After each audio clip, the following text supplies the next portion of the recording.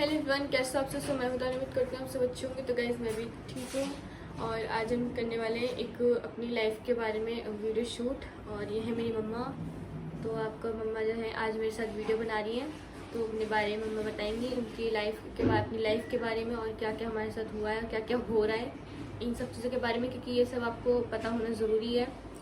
तो क्योंकि आपको पता चले कि हम कितना स्ट्रगल करते हैं अपनी लाइफ में, किस चीज़ से हम गुजर रहे हैं, इसलिए।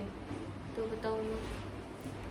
तो मुझे बताना था कि बहुत टाइम से मैं सोच रही थी कि मैं बताऊं, तो लेकिन कहते नहीं है, जब आदमी सोचते सोचते यही सोचता रह जाता है अब बताऊं कल।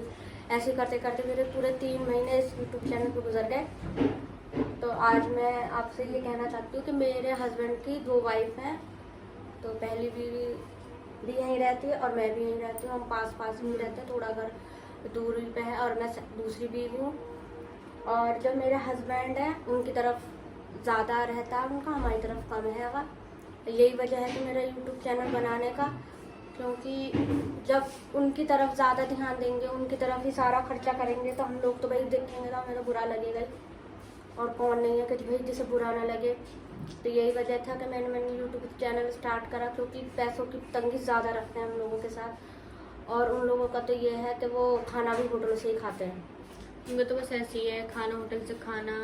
और भाई तो इतनी पढ़ाई कर ली मेरी बहन ने, अब चली गई है बाहर जॉब करने के लिए। सही है उनका, तो भाई अपना कम जो पढ़ाई करनी कर ली। हमें पता है, हमें तो हमारी 12th भी नहीं हो रही है, इस बार भी इतनी दिक्कत हो रही है पैसे देने में। भाई हर चीज़ बहुत ज़्यादा उससे करनी पड़ती है, जबकि हम कोई एक्स्ट्रा खर्चे भी नहीं करते। वो एक्स्ट्रा खर्चे करने के बाद भी हर चीज़। और उन्हें तो इतना पढ़ा लिखा लिया, मतलब 6 साल वो लड़की पढ़ी है, BCom कर रखा है, BCom MBA कर रखा है MBA और BA कर रखा है। BA कर रखा है। और सोचो, मुझे सांस का भी मरज है और मुझे VP की भी प्रॉब्लम। मेरा VP बढ़ता है बहुत ज़्यादा, मतलब 180-70 ही जाता है हमेशा जब भी मेरा VP बढ़ा है, इन्हीं टेंशनों को देखते देखते। और सोचो कि मैं जब मेरी ये लड़की पैदा हुई थी, जब से मुझे अस्थमा है और मेरा इलाज नहीं हो पाया। इसी वजह से डॉक्टर कहते हैं कि इतनी जो है तुम्हारी कंडीशन ज़्यादा ख़राब हो चुकी है मेरे फेफड़ों की। और आप आवाज़ से ही पहचानती है, मेरी आवाज़ वैसी वाली नहीं निकलती है जो मतलब जैसे और लोगों की निकलती है। जो क्योंकि अगर कोई ज़्यादा बीमार होगा तो उसकी आवाज़ पे भी बहुत बदलाव आता है। तो इसी वजह से मेरी आवाज़ में बहुत ज़्यादा बदलाव लगता होगा आपको।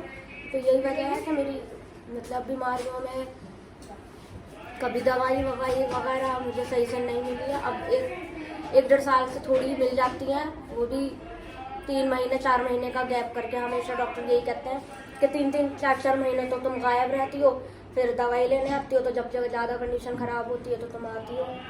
तो मेरे हस्बैंड का, उनकी भी बीवी बीमार है, उसे भी शुगर है, लेकिन एक दिन भी दवाई का नागा नहीं हो सकता। और ना उसके खाने पीने में, क्योंकि उसकी डाइट बहुत अच्छी है। डाइट प्लान का उनका 200 रुपए के तो डेली ही फल चाहिए, और अपने ड्राई फ्रूट चाहिए उनको, अपना मिल्क चाहिए उन्हें, हर एक चीज़ चाहिए अपनी डाइट के लिए। क्योंकि हमारे यहाँ पे ना ऐसा कोई नहीं है जो दूध ना पीता हो और ये सेब ना खाता हो और भाई बादाम काजू ना खाता हो। कोई भी नहीं है, कोई नहीं, पूरी फैमिली में। दादी दादी तक खाती है मेरी, जो फुप्पो है वो, कोई भी तो ऐसा हम लोगों को ऐसे हिसाब से नहीं रखा गया, न रखा जाता है। उन्हीं के खर्चे इतने हैं कि वहीं पूरे करने में ही इनका निकल जाता है सारा पैसा। अभी तक आपको पता है कि कितना टाइम हो चुका है, सब बोर्ड के रिजल्ट आ गए, जबकि 12th की पढ़ाई 1 महीने पहले स्टार्ट हो गई थी। बट मेरा अभी तक कोई एडमिशन नहीं हुआ, मेरी पढ़ाई स्टार्ट नहीं हुई है। मुझे पता है कि अभी चलो फिर भी कैसे न कैसे मुझे पता चलो 12th हो जाएगी, लेकिन 12th के आगे क्या करूँगी मैं? कुछ भी नहीं कर सकती, क्योंकि मुझे पता है जब अभी नहीं हो रहा कुछ तो उसके आगे तो इतनी महंगी महंगी पढ़ाई है। और वैसे भी मुजफ्फरनगर में अच्छे कॉलेजेस नहीं है, अच्छे कॉलेज के लिए तो बाहर भी जाना होता है। पर लेकिन कोई बात नहीं, लेकिन उसके लिए भी तो ये होना कि भाई पैसे दें, पर लेकिन पापा नहीं देने वाले, मुझे पता है। बस क्या ही होगा क्या नहीं, मैं बहुत ज़्यादा सोचती हूँ। मतलब जो मेरी बड़ी बहन थी उन्हें तो पढ़ा दिया पापा ने शौक से, मज़े में। उसको वो खानदान में थी ना, मतलब खानदान का नाम रोशन करना था, ना करनी थी भाई ऊँची, तो भाई इस खानदान में सबसे ज़्यादा पढ़ी हुई बच्ची यही है। तो वही हुआ है, इस खानदान में सबसे ज़्यादा पढ़ी हुई वही लड़की है, और उसके मुकाबले कोई नहीं पढ़ सकती अब इस घर में। क्योंकि वो 6 साल तक, उन्होंने 6-7 साल तक अपनी पढ़ाई करी है। तो भाई सोचो, उस पर 2-2 डिग्री हैं इस टाइम। उस पर BA भी है और MBA भी है। और अभी तो हमारी सिर्फ 12th भी नहीं है, 12th भी नहीं रो के हो रही है। तो कॉलेज का तो मैं सोचती नहीं, क्योंकि आपको पता है अगर स्कूल में कॉलेज में फीस जमा नहीं होना, तो अगर तुम्हारी फीस जमा नहीं तो तुम्हारी उस कॉलेज में कोई वैल्यू नहीं। मेरे आदमी को तो लुगाईबाजी से फुर्सत नहीं है, क्योंकि स्कूल वाले ने ये कहते हैं जब तुम अफोर्ड नहीं कर सकते तो कराओ ही मत एडमिशन। और वो भी कुछ सही गलत नहीं कहते भाई, सही कहते हैं, उनको तो अपनी पेमेंट चाहिए। बेइज्जती तो हमें झेलनी पड़ती है। अगर फिर जब हम नहीं देते फिर ये सोचते हैं स्कूल वाले कि हम नहीं बता रहे घर जाके, हम घर जाके ही बता रहे। बट जब नहीं दे रहे तो क्या करें, पापा से बात करते हैं तो पापा कह देते हैं अभी तो मैं यहाँ पर हूँ, मैं आके दे दूंगा। स्कूल वाले से बात करते हैं जैसे पापा, तो वैसे ऐसे करते थे। स्कूल पापा थोड़ी जा रहे हैं, स्कूल तो मैं जाती हूँ, मुझे पता है मुझे कितना कुछ सहना पड़ता है। वो लोग और कितना अभी कुछ सहते हैं। कोरोना हुआ है उन्हें, 2-1.5 साल पहले कोरोना हुआ, उसके बाद से ये बीमार हुई है। कोरोना में कम से कम 6 से 7 लाख रुपए लग चुके हैं, क्योंकि 6 महीने तक तो ये मतलब घर में ही रहे, काम वाम पे गाड़ी पे कहीं नहीं गए थे, क्योंकि हालत इतनी बिगड़ चुकी थी, क्योंकि हाथ पैर भी इतने पतले पतले से हो गए थे इनके। आपने देख रखे हैं कितने लंबे चौड़े और कितनी मतलब अच्छी पर्सनैलिटी है। लेकिन कोरोना ने पूरा सुखा दिया था। लेकिन उसके बाद से जो दवाइयाँ शुरू हुई हैं वो आज तक की दवाइयाँ बंद नहीं हुई हैं। एक साल से कम ऊपर हो से गया। कम 1500-1200 की दवाइयाँ आती हैं, 500 रुपये फीस डॉक्टर की आएगी, प्लस क्या कहते हैं उसमें से भी लुगाईबाजी करनी है, वो बहुत इम्पोर्टेंट है। सोचो जो इंसान अपनी बीवी के आगे दिखा सकता है, आंखें चला सकता है दूसरी औरतों पे, तो वो पीछे क्या करता होगा। ऐसा मेरा जीना हराम हो रखा है। अगर मेरा कहीं हिसाब होता कि मैं पढ़ा पाती अपने बच्चे या मैं कुछ कर पाती, मैं इस इंसान के साथ बिल्कुल ना रहती, बिल्कुल नहीं रहती। बर्दाश्त के बाहर हो चुकी है बातें। सारा पैसा उन्हीं के लिए है, इतना महंगा मकान उन लोगों के लिए दे रखा था, सब कुछ उनके लिए ही है, हमारे लिए तो सिर्फ रोटी है।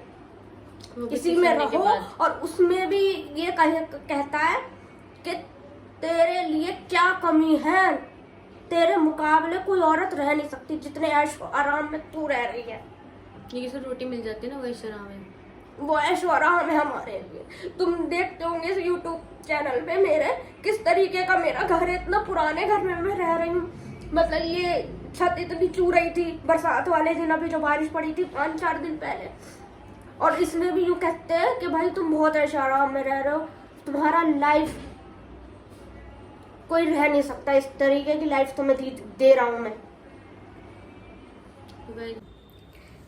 तो मेरे यूट्यूब चैनल पे बताने का ये मोटिव था इस वीडियो को बनाने का, कि आप लोग समझेंगे सारी प्रॉब्लम्स को, आपके सामने जब आएंगी तो आप लोग सपोर्ट करेंगे। तो मैं उम्मीद करती हूँ कि आप लोग सपोर्ट सच में करेंगे। मुझे आप लोग से मुझे बहुत ज़्यादा उम्मीद है। तो बस आप लोग समझें मेरी चीज़ों को, और आप लोग सब सपोर्ट करेंगे तो ही हम आगे बढ़ेंगे, नहीं आगे की लाइफ हमारी ऐसे ही दिक्कत परेशानियों से गुजर जाएगी। तो समझें आप, हमें अपने आगे की स्टडी करनी है, कुछ करना है अपनी लाइफ में, तो आप लोगों की वजह से ही हो पाएगा। तो प्लीज़ सपोर्ट करें। तो आगे मैं आप लोगों के साथ और भी चीज़ें शेयर करूँगी। फ़िलहाल मैं इस वीडियो को यहीं पे एंड करती हूँ। तो मिलते हैं नेक्स्ट वीडियो में, जब तक के लिए बाय बाय।